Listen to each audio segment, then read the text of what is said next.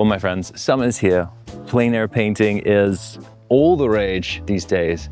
And sometimes when we're painting, our gouache can turn into concrete, it feels like, in the middle of the process. However, there are some things that we can do before we start painting and while we're painting as well that actually help us to keep our gouache at a really nice creamy consistency so that we can keep painting throughout the process and not get driven mad by chalky gouache right while we're painting. So let's talk about what those things are and how we can use them. Let's go. So just arrived in Traverse City in Michigan for a plein air painting competition. And I realized that since it's summer, I've gotten my paints out and they're just bone dry, completely gross to use. And so the first thing that I want to talk about is something that we can do before we even start painting to help get things ready. Now, most gouache is going to come in really nice. You don't really need to add anything to it, but in the middle of summer, I like to add something called Winsor & Newton's blending medium. Now, this is designed for watercolor. This is designed to help your watercolor flow and blend together. But the thing that it does really well is keep the moisture inside of the paint. And I found that if I'm using this, my paints are gonna last a lot longer. And anytime that I apply moisture to them, they're gonna stay moist for longer. That being said, given the heat, once these paints are actually on the page, they're not going to stay active forever. It's not really gonna change the medium of gouache very much. It might keep things active for another minute or two longer than you're expecting. But the real magic for me is in the palette, keeping it active. And so that's really nice. So let's go ahead. We're gonna crack open the blending medium. We're gonna try and get these dry as a bone gouache that I have to feel nice before I go out and paint. And we can talk about it along the way. So I have my blending medium, I have a syringe, my palette, and a spatula to mix with. And I've generally found that this is more of an art than it is a science. However, the recommended amount is about 8 to 10 drops per well. So that's what I'm gonna start with. It's interesting, I've found that some of the pigments are a lot more thirsty than others. So for example, the Perylene Violet closest to us is going to dry at the drop of a hat. So it might take a little bit more than the other pigments to get it to a consistency that's gonna feel really good.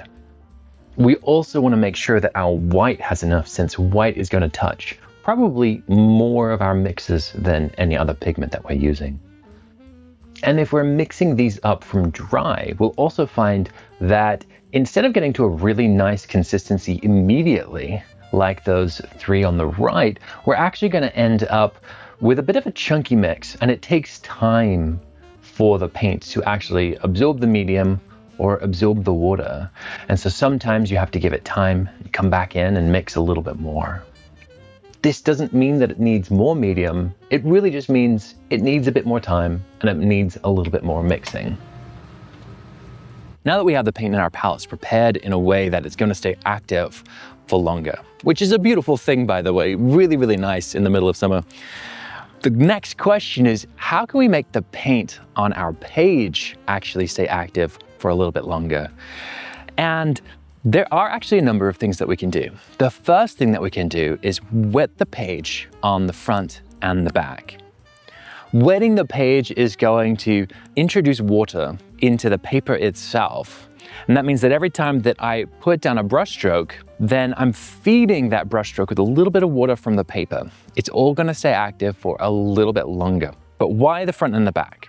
Now, if you put water just on one side of the paper, here's your paper, and one half of it's going to bloat because it has water in it, and the other is not, then we're gonna get bending. Our paint and our paper are going to warp like this. And every time you have warping, the paint's gonna go from the high place down to the low place. So we'll have pools of paint that just move with the warping. We don't want any of that. We don't have to deal with that. So if I put water on the front and the back, then they are evenly distributed. And it's not going to warp, at least not until part of it dries. So this gives us more time where we have paper with water actually in the paper. That means that we can be loose with our paint, we can get soft edges and movement for a little bit longer, at least while it's summer. Now, the same principle applies, but we don't actually have to just use water. We can just use a lot more water in our paint from the very beginning. And so if I don't want a lot of water all over my page, I'll just take the first couple of layers that I'm putting down, which quite often will involve some exploration and is a little bit like toning my paper with colors before I start to put really thick paint down. And we can put a little extra water in this. And for the same reasons, it's going to actually provide more water in the paper, which is going to give me more time with active paint. And this is beautiful. This is what we want. This means that we can use our paint maybe a little bit more like oil for a little bit longer. And the really neat thing is that this doesn't just apply to the painting at large. If there's somewhere in my painting during the crazy heat of summer where I want there to be soft edges and big movements, I can just pick that little part of the painting, put my layer of extra heavily watered paint down, and then paint into it with some really thick painting. This way I can still get that wet in wet look, even when everything's evaporating directly off the page. I can, at any moment, decide that I want to use a lot of water and get a feel of rounded edges and soft corners. The things that don't feel like they naturally come together with gouache when you're just painting super thick and super dry.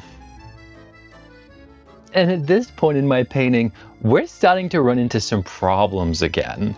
So originally I had made sure that my palette was nice and full and creamy, and that it had everything that it needed to be able to use at a nice consistency. I'm out here, I'm painting, I'm having fun. And now the paint and all the water in my palette has evaporated again. Which brings me to number 3, the third thing that we're talking about today, in order to keep everything really active and workable, is this. Here it is, my trusty water spray.